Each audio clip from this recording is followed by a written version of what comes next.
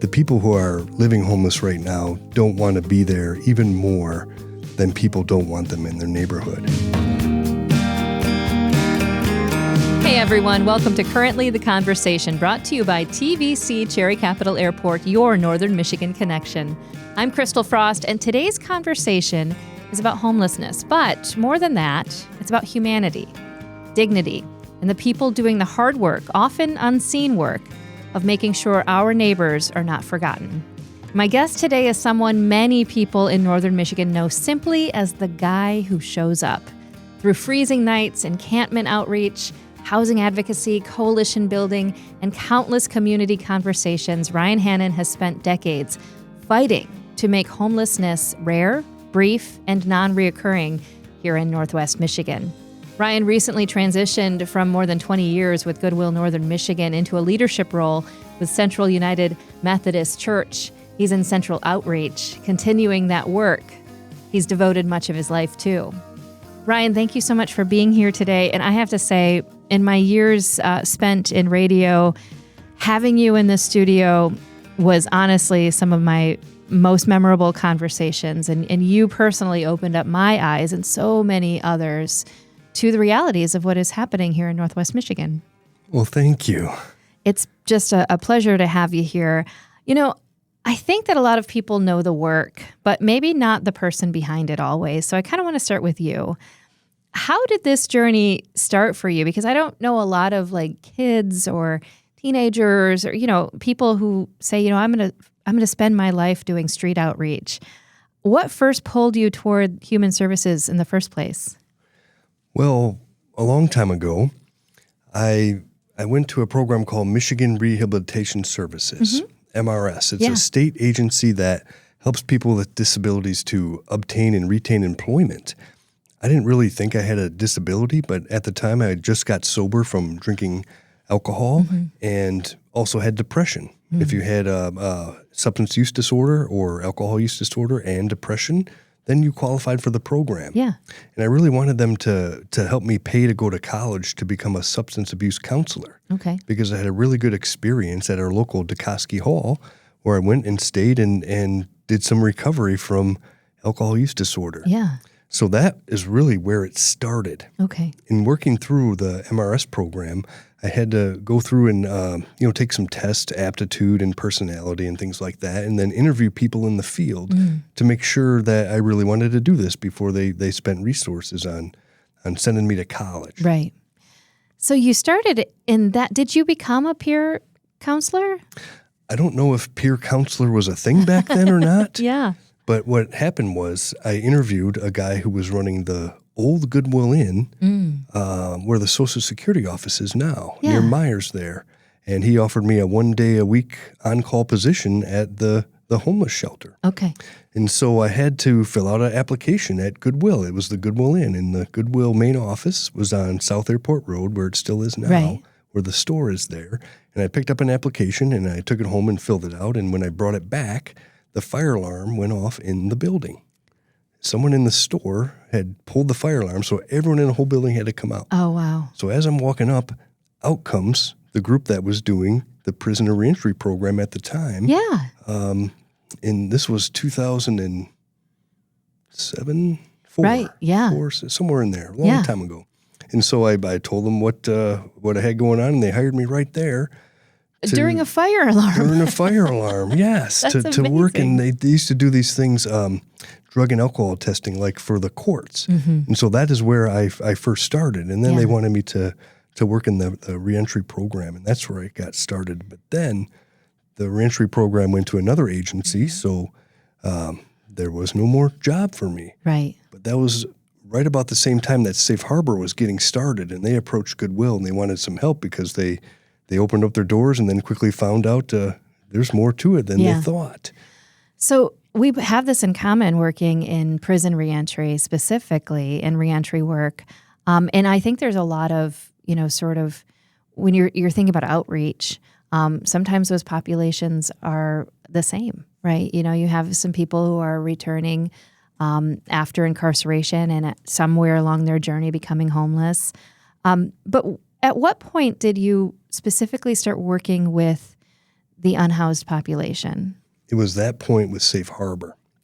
So Safe Harbor didn't have any infrastructure or money, really. It was just people from churches. Yeah. And Goodwill said, okay, we'll pay for people to be there and let Safe Harbor do the interviewing. And I was one of the people that they hired. Wow. And so it put me doing staffing at the rotating church shelter. Okay. And really the job was helping to create the environment for the ministry to happen. Okay. And the ministry was providing overnight accommodations and dinner. So basically, the staff handled, and it was one staff person per night, we handled the intake process. We kept calm and work on de-escalation if there were to be people getting upset or something like that. And we used a harm reduction approach. And that was the beginning. But what it did, the infrastructure of Goodwill, I was housed in the street outreach program. Okay. And that was how my employment worked. And then I started interacting with people experiencing homelessness in the shelter system. And it was really a night-by-night shelter back then. So you open the doors and the people come in. Yeah. It was a great eye-opening experience. And it was rotating. Like there was a number of churches. And it wasn't for many years before they actually got the building on Wellington, right? Yeah, it was about 9 or 10 years that it rotated. We went from one church to another all winter long. And street outreach, that portion of your job too, is literally what it sounded like, right? You would figure out where people were sleeping, and they were sleeping rough, meaning that they were not sleeping in any sort of shelter. And you started with building relationships and building trust. And I think that that's something that often goes unnoticed. It's not just like this, group of people who come up and say, hey, we're going to help you. You have to build the relationship first. You do, and every person's different. So I look at it as it's all in the approach. You treat someone with dignity and respect, and they have autonomy. They're in charge of their own person. Yeah. So as street outreach, we come as a visitor to a person's life and then work to try to help them realize the help's available. It can work. Or sometimes it's even they're worthy of the help. Yeah. Reminding them of that. Yeah. Or even building up that sort of esteem, Yeah. And trust can be built. It can be built quickly. And I found that, working through the process, being transparent, telling people what it will take to get to where they need to go, builds trust quickly. I think that's something else that is in common with reentry as well is, you want to be realistic. You want to tell them it can be done, but you want to be realistic about the process. Yeah, and what to expect. Absolutely. And you show up when you say you're going to show up. Yes, that was like one of the number one rules in street outreach because they're, people's time, they're not just sitting there waiting for people to come along. No. They have things going on. Right. There's lots of stuff. So we really have to keep our word. You told me once, years ago, that, and it changed the way that I felt specifically about unhoused individuals who were sleeping rough. You said it's one of the hardest jobs is to be homeless because it's a constant fight or flight. It's a constant looking for where am I going to go next. You are living in the moment, and it's not. It's not easy. There's this sort of stigma and this myth about homelessness that it's just people sitting around waiting for someone to take care of them, and it is not. It is not. It is really hard work. There's a lot of walking. There's a lot of waiting. There's not a lot of choice. And that constant fear of, is my stuff going to be stolen? Is my camp going to be here when I get back? Right. Am I going to get into the shelter? Yeah. That sort of thing. And then sleep is interrupted even when you're in shelters. Like as great as the shelters can be, there's still noise and someone waking up and you get woken up frequently throughout the night. Yeah. So I want to talk about how you started this work long before homelessness became a major talking point in public conversation here in Traverse City. You were doing this work before people were even aware that there were unhoused people living not just in the city, but in our area in general. What did street outreach look like back then when people were like, what are you talking about, street outreach? We don't have homeless here. Yes, that's a great question. So it was the program had existed already, right? I came into it. It was a AmeriCorps program is how it got started, a VISTA. And it was signing up people for what they would call entitlements, like food stamps, Medicaid, people with disabilities for disability income, if that's what it was. If they could qualify, If they could qualify. And that was the intent when it first got started with the VISTA. So there was some of that, but it was mostly giving people things, sleeping bags, tents, socks and underwear, clothing, things like that. A lot of giving people things and driving people around. Right. And so, through my work at Safe Harbor and seeing so many people come in and then wondering way back then, like, why are people homeless? I knew that it was there, but there were so many people. And it appeared that if you're just coming in and you look, you might think that people choose to be homeless or they don't want to do what it takes to get out of homelessness. But what I found was there's really good reasons of what appears to be unmotivation. And it's either like a traumatic brain injury or trauma that they've experienced as a child or traumatic experience growing up. And then all these years of doing the work and reading and studying find that experience to trauma really rewires the brain. Yeah. So it comes into factors that appear to be unmotivation. But once we know that, then we can really crack through that and start talking to the people about, the options. So that is such an interesting point because, if I asked you a question like how often is homelessness tied to systems that people don't see, like mental health or trauma or disability or family breakdown, housing costs, would that answer be 100% of the time? It's somehow linked? I would say it's mostly like not enough income compared to the cost. There's not enough low-income housing for people who are low income. But we tend to see people that fall into homelessness for long periods of time, like chronic homelessness. Yeah. There are comorbidities like severe mental health issue or substance use disorder. Yeah. But underlying the common thing with everybody was that traumatic experience or experiences. Yeah, absolutely. So when we talk about that affordability piece, this is, I feel like, something that we have been having a conversation about as a community for over a decade at this point. This idea that we lack affordability. But I hesitate to use that word because affordability means different things to different people. And you use a term called deeply affordable housing. And what that really means is it's based on what an individual income that individual might be bringing in.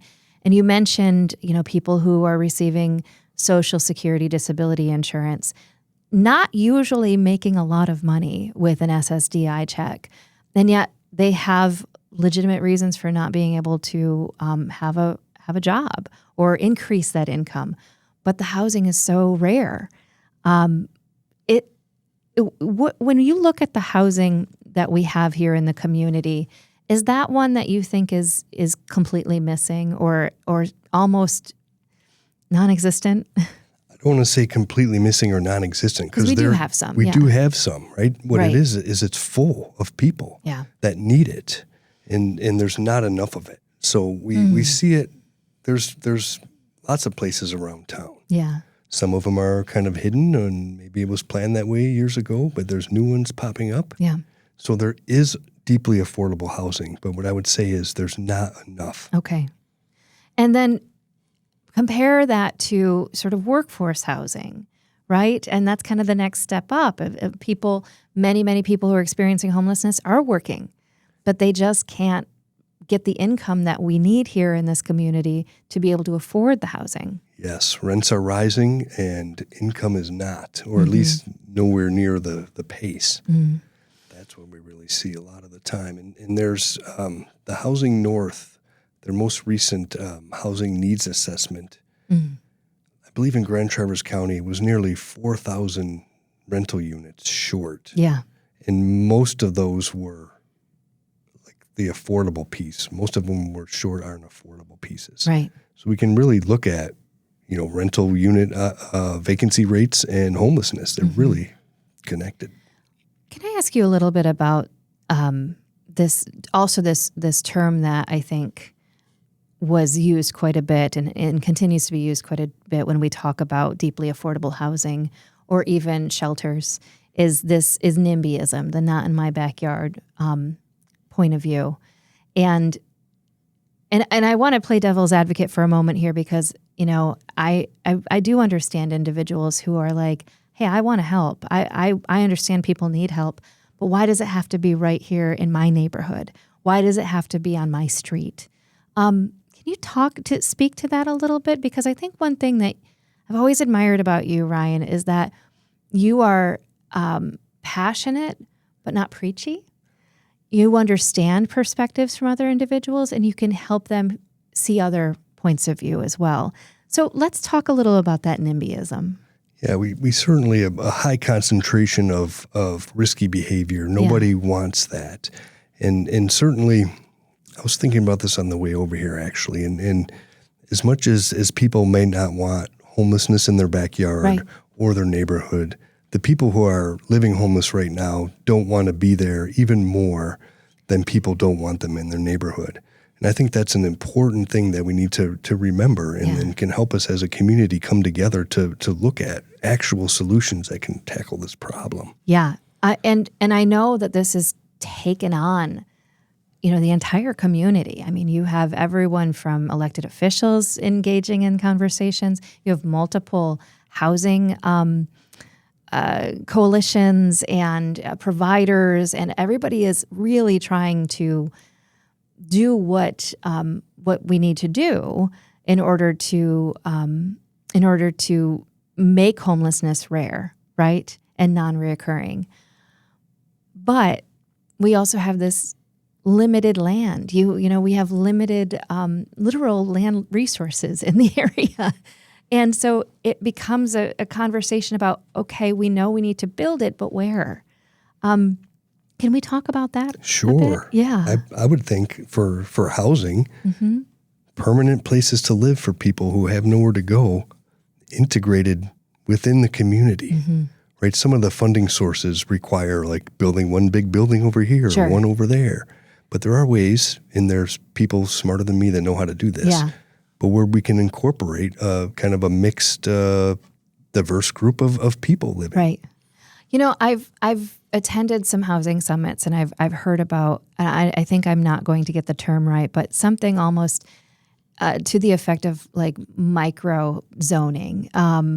It's a point of where you allow for people to build on their own properties, housing options for others, whether it's going to be something that's going to house an individual, maybe a family member, maybe a friend, maybe you're going to rent it out, but it becomes where we have a little bit more zoning control with our own properties to a certain degree, instead of every house has to be on an acre lot, has to look like this, which ultimately is not just, changing the way our neighborhoods look, but it's changing the opportunity to be able to actually help people.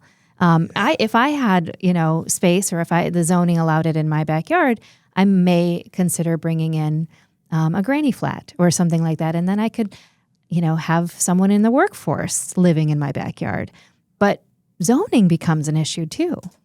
It does. And I think there's been a lot of zoning advocacy and zoning changes. Okay. I don't know the whole zoning changes, but there's some things that can help create more density, if you will.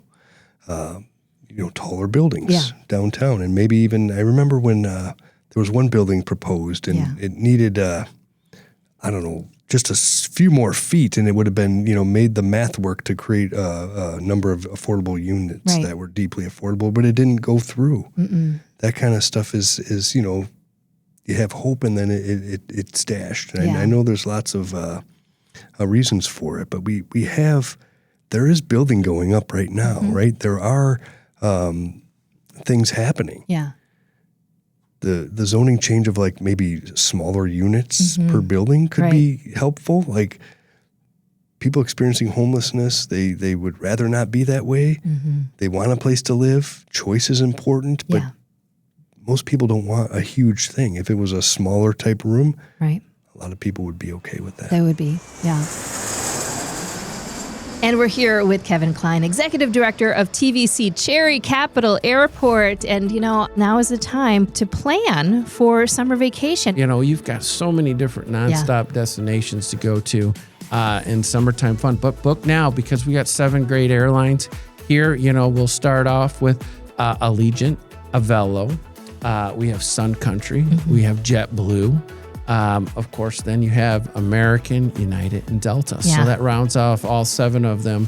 And I think that, they can take you not only anywhere in the country, those 20 nonstop destinations, but it's one stop to the rest of the world. Love it. And, so one thing I keep telling you about, I think, is the thing that you need to shop now is if you're looking for European destinations. You got to do it now. You got to do it now, because I've seen fares as low as $600. That's crazy. To go to Europe. So, and we have opportunities with, when you have East Coast markets like Boston, you have 3 carriers serving Boston. You have JetBlue, you have Delta, and American.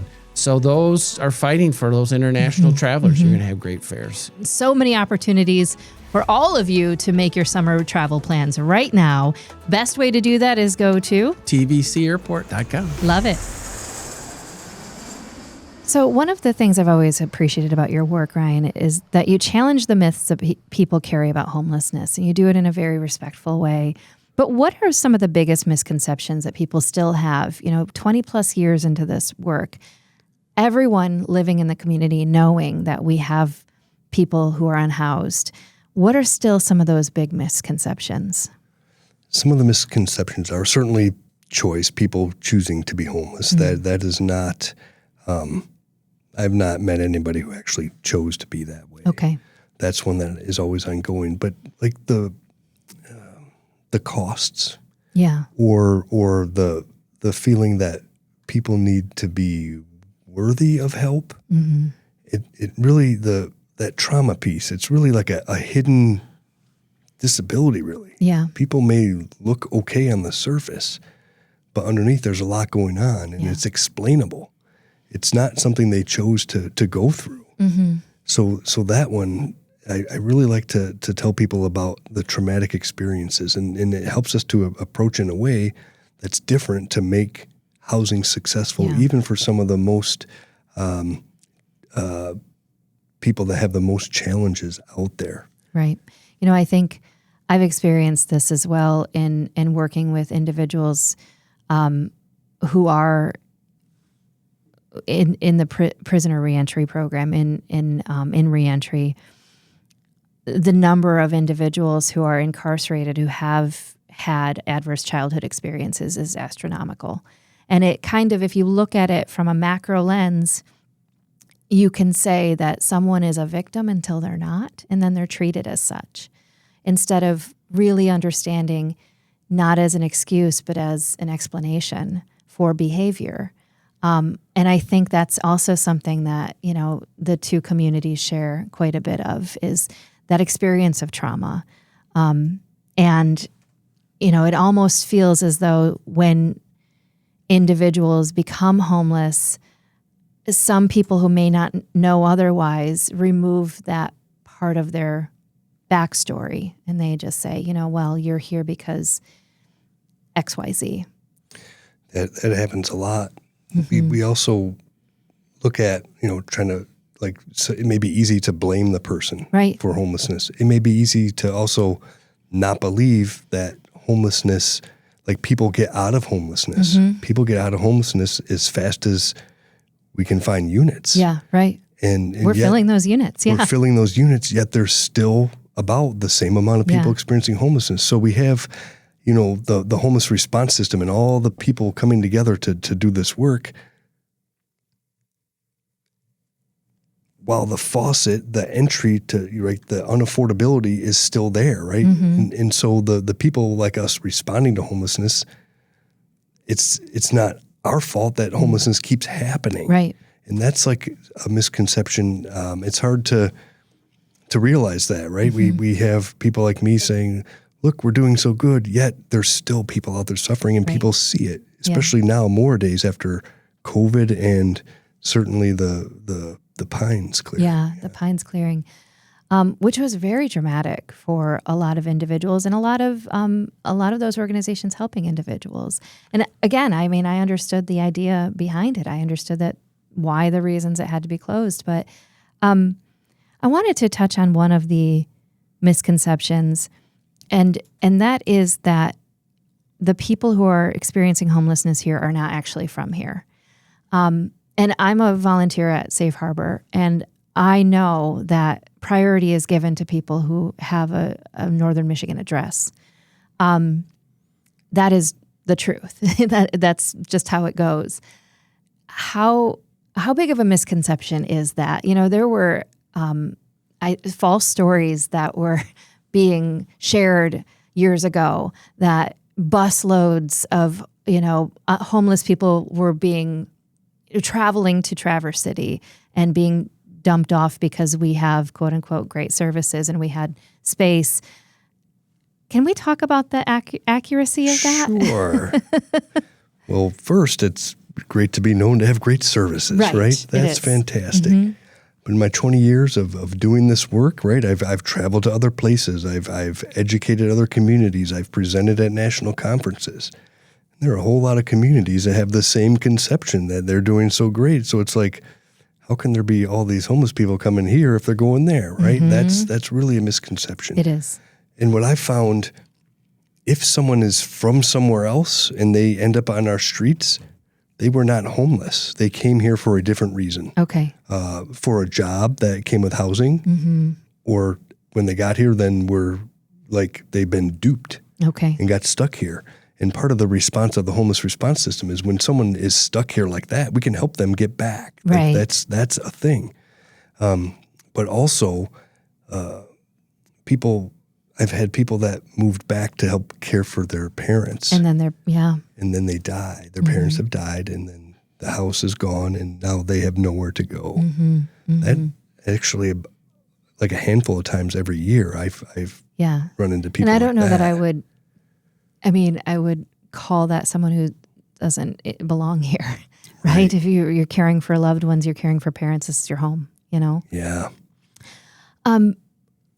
I want to talk a little bit about the human side of this too, because I think the statistics can numb people. And we've gotten to a point where we can talk about the number of unhoused people or the number of units that are needed or the number, or whatever that might look like. But can you share a moment from your work? And I'm sure you have hundreds, but something that has stayed with you. There are tons and tons. There's one woman who moved into permanent supportive housing back in, it's been probably 15 years or so. Mm-hmm. And she sticks out to me because she was a person who would question of why people cared for her. Right. I remember she fell down face first into the ground, into the mud. She had been intoxicated, mm-hmm. right? And she was a petite woman. And she came into Safe Harbor back then, and I was digging dirt out of her nose that had got packed in there from her fall. Maybe it was more to that story, mm-hmm. but I remember that. And I remember 7 years she was on the street. And she, back when we were the Section 8, subsidies were just, there was no structure to the way that they were allocated. Mm-hmm. And so people waited a long time. And then she got into a permanent supportive housing program and did phenomenal. And she actually helped me.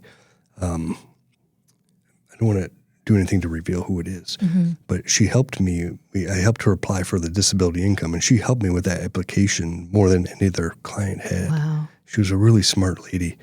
And she was obtained this employment, but she started giving back. She would come volunteer at places like the Jubilee House, mm-hmm. Central, Love Thy Neighbor, things like that. And she did that for a little while, right? And everybody was like, oh, this is so great. This is so awesome. Look at what she's doing. And then one day she stopped coming. Mm. She didn't volunteer anymore. And all the people were like, oh my gosh, I hope she's okay. And she was, but they really couldn't understand why she didn't come back. Mm. And really what I took from that was we're here in some of the most terrible times in people's lives, right? And they don't owe us anything. Sure, it's great to see people giving back, but this is a person who's getting their life back to be able to go on track, and it's not always giving back all the time. Yeah. And like that is okay. If we don't hear from someone again because they're successful, to me that is okay. You know, I can speak to this with some personal experience, having experienced trauma, is that sometimes when you have those moments in your life and you have those really important people in your life, you always respect them. You always admire them, love them, but they're also reminders of that very, very difficult time of your life. So it can be a really difficult thing to continue to go there. Or be in those relationships, I think. There was a guy that came in to Central the other day, and we were able to help him set up a mailbox and get connected to Housing Lab, and he was so appreciative. He just wanted to give back. And so I let him, I had him sweep up my side room where the mail is, and he was like, okay, I'll come back. I'm not sure what day. And I told him, I said, we'd love to have you, but we would rather you spend your time doing what you got to do to get out of this. So if something comes up, please do that. Yeah. And that's what our wishes are. And he said something. He said, that's so humbling. Oh. And it was just a wonderful thing, because in his upbringing, work was pushed. Like his background is you work, and that's how it is. And to be able to receive help is very difficult. But that moment, I think he realized, like, okay, it is okay. These people really mean well. Yeah. I know you have so many stories, and I know that you have learned so much from people experiencing homelessness. Can you share some of the things that you've learned personally in your journey as a person, as an advocate? From the people, they're some of the most caring, loving people.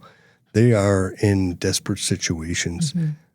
I've seen people that, were younger and stronger leave a shelter so someone else could have a bed that was more vulnerable. Wow. That is interesting. That's community. That's community. And even as a helper, sometimes helpers can be looked at like, oh, part of the system, we don't want that. But every time I would leave an encampment or leave someone unsheltered, they would always say, be careful out there, be safe out there. They realize the dangers of the streets, right? People on the streets are targeted sometimes and go through a whole lot, and they realize that. So taking care of each other, and then also you start to live in the moment a little bit. You're constantly waiting, and how do you sustain? I remember one time I worked at a store in the mall, and it was like so boring because all you did was straighten the things, and like I couldn't do it. Like, I can't fold another shirt. I can't do it. But when you're experiencing homelessness, a lot of your time is waiting. And so like the patience and we see it down at Central. We serve over 100 people a day down there. And to be able to access all the services that we have, people have to wait, and they're so gracious and thankful. And patient. Yeah, that's you're talking about taking care of each other. I remember reading a story about the community that the Pines became, and how there were sort of these unofficial mayor sort of people who, when you had someone who was moving in for the first time or needed a place to stay, it was almost like they were doing an intake, and they would put families in an area and other individuals in areas where they thought people would get along. And it was to maintain peace, and as much stability as he could. And I just remember being so taken aback by that, because you build community wherever you go. And, knowing also that generosity, that generous spirit, giving to others even when you don't have anything. That's something I've witnessed with people who are experiencing homelessness as well, of sharing. It's amazing. It is, and I really noticed that really a lot when COVID hit, and there was everything shut down, and then people went to the Pines, right? And there was a lot of tents, and people took care of each other and were looking out for each other, and would make sure like people know about each other and who's there and who's where. It was really interesting. It was interesting, and it's still there. That generous spirit that that folks experiencing homelessness, taking care of each other, is truly it's amazing, because it feels like, on the surface it's like every person for themselves kind of thing, but it's not. It is a community. It is really interesting to see the care for each other, but also, we live in the richest country in the world. Like, should it be that way? Yeah. That brings me to your advocacy for Housing First. You've been an advocate for the Housing First model for years. And what does it actually mean to have Housing First? Housing First, that's a great question. What it really means is, actually, there's no prerequisites you have to meet to be provided housing. It used to be where you had to prove your worth, prove you were going to stay sober and mentally well and balanced, and then you got housing. And that model proved not to work, not so well anyways. So Housing First, you meet people where they're at. And I've seen it, I don't know how many thousands of times, of someone moving from the street under the Union Street Bridge into an apartment. No steps in between other than, all the paperwork we have to do to make it happen and be successful. Yeah, because housing was the first, and then we'll work on everything else. Yeah, and we have this, this is a little social worky, but we have assessments, right? And then assessments form the plans.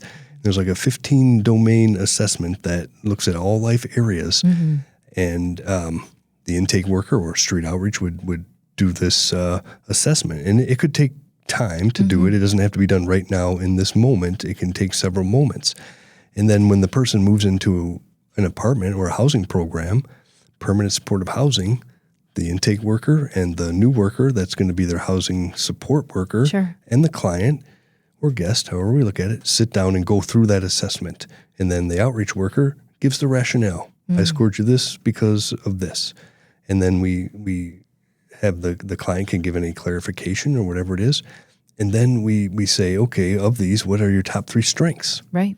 And then they'll say that. And then we say, what are your top 3 struggles or things that will affect you the most? And they list them. And then we say, what do you want to work on first? And people that we were literally scraping off the sidewalk, that were highly intoxicated every single day, who wouldn't even admit they had a problem, but we would score. We know every time we come and see you, there's vodka bottles laying around. And we ask them what they want to work on first. They always say that, their usage. Yeah. They may not be successful fully right away, but they know how much that has a grip on them. And it's just so beautiful in that setting that people pick that and they start to work on it, and usage goes down. And this is kind of a usage heavy scenario here, but not everyone's like that, but it literally works. There are more people in the United States and probably the world that they use substances in harmful ways that don't ever get treatment for it, that never fall into homelessness. That's true. So if we think that we're going to end homelessness by targeting people to fix them, that's a lot of time that could be better utilized in that Housing First model. That's a really good point. I think sometimes people underestimate the emotional toll of the kind of work that you and so many other people do. And I want to preface this by saying that anytime I go to Indeed, or I am looking at Rotary Charities, or any place where you can look to see employment opportunities, specifically in human services, you always see vacancies. Burnout is real. Secondary trauma is real. It is. How do you carry this work personally and avoid that? That's a great question. Certainly supervision, right? In the social work world, you have a supervisor, you can bounce things off of people, right? And to be able to strategize and work through that. Yeah. Therapy helps. Yeah. But also, It does. yes, but recognizing ultimately, the person's situation is not up to us, right? We can do all the things that is necessary to get out of homelessness, but there's so many other factors in that. We do what we do the best we can, but kind of cutting through that that noise. There's a lot of distractions, right? If someone is too intoxicated, you can come back another time, and you can do that. So really cutting through that to get to what people need, it's important. And in the work, especially unsheltered homelessness, the way I look at it is there's nowhere to go but up. So it's always positive, right? But it's still hard. You witness so much stuff, but there's that moment where you can always, when I ask people, how you doing? I'm not doing so well. Or how are you? I'm okay. And they say, oh, I forget how it goes. But like, I'm not doing well. Are you having a good day? No. Have you had a worse day, right? And they always have had worse days, right? And to be able to put that into perspective. Yeah, that's great. I think that's really interesting too, though, when you can celebrate those small wins too. And I mean, I know even from the personal work that I do with my team is if you have someone who isn't making it to appointments, but then makes it, that's a win. Doesn't matter what happened during the appointment, that was a win. Or, someone who maybe consistently is like not doing, the follow through for some things, because there's accountability in this work, right? There are things that people have to do on their own. And then there's a switch that is flipped and they do it, and you celebrate that win. And it's more about celebrating the wins along the journey before you get to the destination. How do you stay hopeful in this work? You've been doing it for over 20 years. How do you stay hopeful? Well, like I said about that, there's nowhere to go but up. That's hopeful. It's also, we hear a lot of negativity about homelessness, right? And most of the time that comes from misunderstanding. Yeah. So when people listen and we can educate about really what's going on, they still may feel like, we have NIMBYism, or we don't want these activities around us, right? Like I totally get that. They want to help. They may not know how to help, but they really do care for people. I think most people do. Yeah. I really do. I think maybe it's a problem that they don't understand. And I always invite people, if you don't understand it, get involved. Safe Harbor is a great Safe way. Harbor is a great way for people to get involved and at their own comfort level, on their own schedule, and to really, you're going to see some of those myths dispelled right away with your own eyes. It's a great place that's, it's like a safe environment to be able to have these interactions. Yeah, it really is. Safe for the guests and the volunteers. So I want to talk about your decision to step into that new chapter. It's been about 2 years now. I think it's interesting because you were with Goodwill for over 20 years, but moving into your role at Central Outreach with Central United Methodist Church after those decades at Goodwill, why did you feel like it was the right step for you, next step? And I mean, clearly, I think it's really important to note too that you didn't, you still have your wonderful relationships with everyone from Goodwill and Safe Harbor, and it really is, it feels like it's a organizational team that's working on this. Yes. But why did you feel like it was time for you to go to Central? Well, I actually was going to go consult. Oh, I had wow. set out to do that, to really to take the knowledge and the experience to spread it around, right? And the time 2 years ago, there was a lot of things going on around homelessness, right? And I just felt like it was an opportunity to be able to continue to stay working in the community. Pastor Jane was retiring, and she was kind of a little worried about retiring. How is this going to go on? Yeah, right. And she felt a lot better when she found out that it would be me, because to have stability in a program like that, it's tricky, right? There's so many helpers. They want to help. How do we help too much? Do we help not enough? And it can be complicated and can get, things could happen and programs could be jeopardized, right, and donations and things like that. But also this thought of, changing the approach in the community, and how do we hold on to the successes of moving people into housing, get better as a community, whether the, shelter system changes or not. Like, how do we use these opportunities to promote homelessness being rare, brief, and one time even more? So that really was part of it, but also there's other issues besides homelessness, right? So an opportunity to help more people in my own community was another That's draw. Amazing. Yeah. I just want to, to say that we've talked about this briefly, but there could be some significant changes on the horizon for how we are working with, people experiencing homelessness. Some of there's a lot of conversation. And when I mentioned, sort of that multidisciplinary group of individuals that are working together on this, it is super inspiring. So do you have a lot of hope for some big changes that could be happening on the horizon? I do. It's for one hopeful that there's so many more people involved on this issue. Yeah. And what really, really, I don't know what the right word is, but I found was really awesome is local government was involved in, actually putting up dollars and helping, right? They've been supported in a number of ways over the years of helping us do what we need to do. But now putting dollars to solutions, that was really encouraging. So that really gives me hope. And also the opportunity, this is where part of the reason to stay in the community, helping the helpers and new people wanting to come get involved to hear and learn from people who are experiencing homelessness themselves. Yeah. Right? If we truly, and people understand we're asking because we want to know what it is you need, what does it take, they'll tell you. Yeah, right. Yeah, absolutely. Well, I just want to say thank you so much for coming on the podcast today. And it's just, I think we could talk forever about this. I love your guidance and your leadership on this issue.